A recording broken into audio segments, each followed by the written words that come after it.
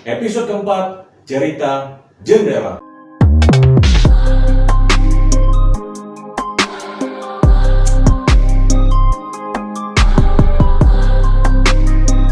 Halo sobat cerita jendela, kembali lagi bersama saya Dinto. Di cerita jendela ini, kali ini kita kedatangan narasumber yang akan memberikan cerita misteri yang pernah dialami dia. Kita sambut Milka. Jadi gimana kabar Milka? Baik. Jadi apa yang mau dibagikan atau mau menyapa para sobat cerita jendela dulu? Nama, asal, itu dari mana kan? Hai, nama saya Milka Putri Budrawan Hendawan. Saya dari Bekasi. Sedikit saya ingin menceritakan kisah yang paling saya takuti seumur hidup. Oke, jadi Milka, langsung mulai aja ya. Jadi Milka mau membagikan ceritanya di cerita jendela. Apa itu kisahnya? Kisah pribadi Pribadi. yang saya alami itu di rumah saya sendiri ya. Dia di rumah sendiri. Ya, di rumah saya sendiri. Ketika kita lagi enjoy, anak-anak lagi enjoy, lagi bakar-bakar, lagi ngobrol, itu sekitar jam 11-12 itu kita masih bakar-bakar. Itu lengkap banget anak-anak sama orang tua saya pun ada. Tiba-tiba saya cium sedikit bau gosong. Saya pikir itu hanya ayam yang kita bakar bareng-bareng. Tapi ternyata di saat saya menoleh ke kiri, itu yang saya lihat bukan hanya pohon, tapi saya lihat di situ ada perempuan. Setengah muka dia cantik dan setengah lagi muka dia tuh meleleh banget. Bentar. Ya. Perempuan. Wanita. Perempuan. Mm-mm. Kisaran umur? Saya nggak tahu ya, mungkin dia sebenarnya mungkin sudah tua, tapi dia itu selalu mewujudkan dengan berbeda-beda. Ayah saya pun sering merasakan dia sering lewat. Keluarga Milka pernah bisa melihat juga?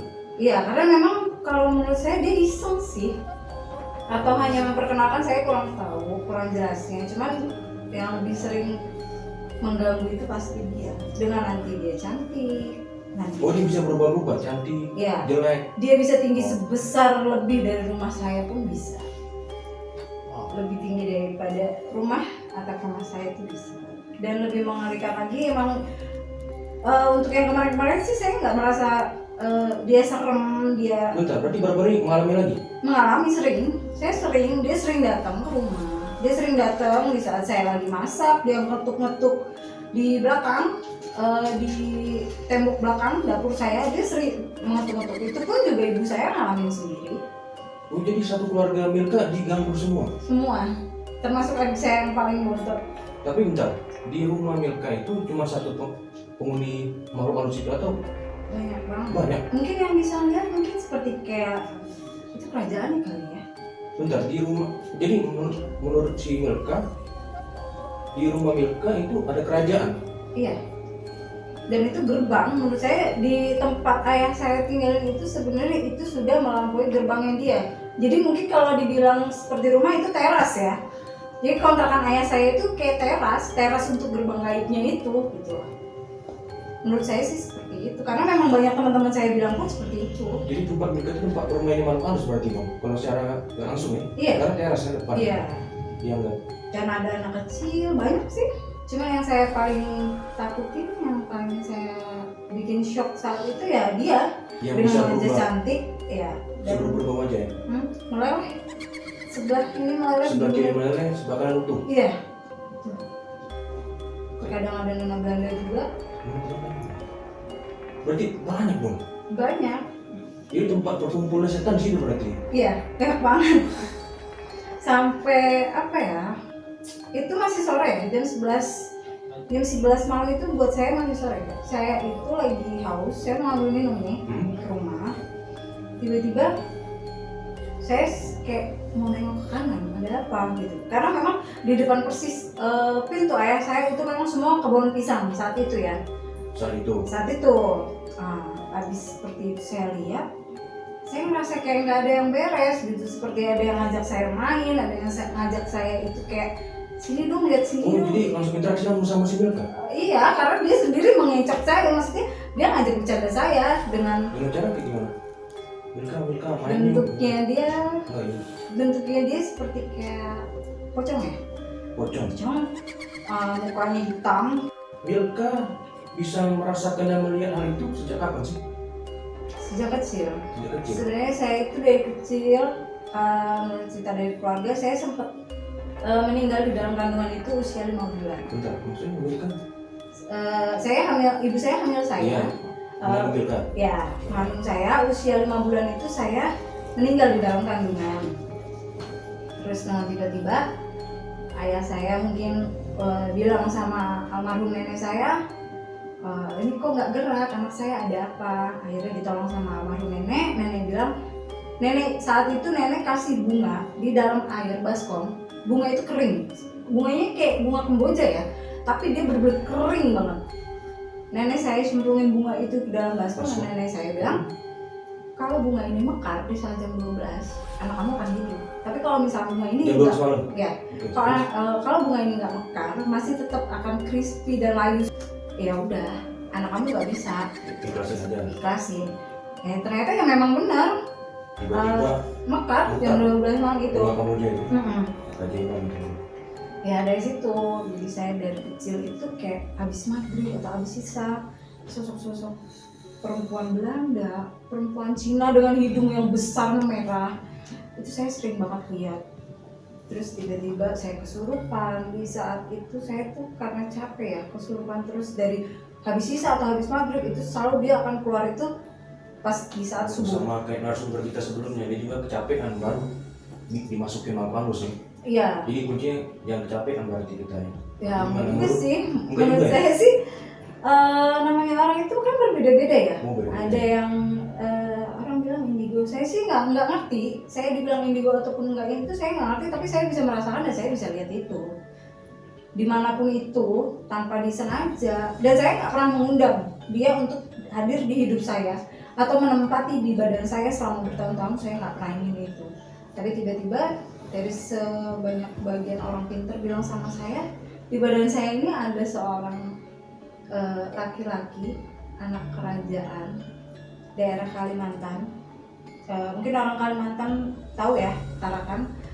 Itu saya disukain sama anak dari rajanya dia. Bentar, kalau kita bicara seperti ini nggak masalah, nggak ada apa-apa. Oh nggak ada masalah.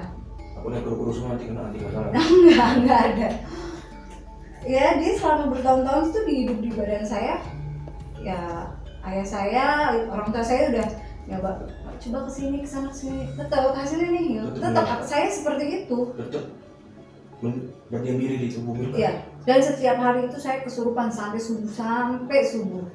Itu dia baru mau keluar. Dan dia tuh yang nyuruh, yang masuk di badan saya nggak hanya satu. Jadi berbagai macam jenis. Ratusan, ribuan, puluhan. Dan banyak orang pintar pun juga bilang kalau memang ada yang tahu dan bisa lihat di punggung saya ini, katanya sih bolong ya. Saya nggak tahu, saya sebenarnya bolong atau bukan, saya nggak tahu sih. Tapi memang ada yang bilang kalau orang pintar itu seperti itu. Karena kenapa banyak makhluk halus yang tiba-tiba datang di saya? Karena itu saya menarik gitu.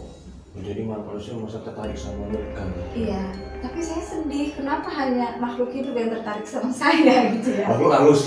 Iya, makhluk halus itu loh. Saya masih penasaran sih sebenarnya. Apakah memang benar-benar pembisan itu tempatnya makhluk halus itu gimana?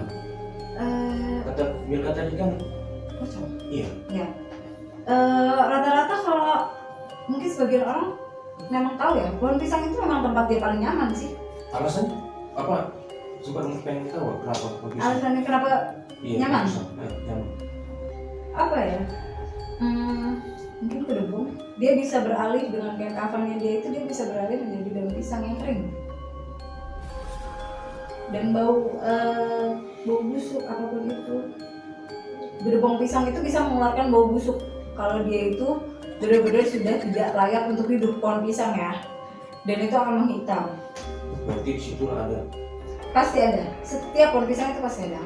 Saya itu berkali-kali melihat dia di situ aja dan dia itu kayak ngeledek.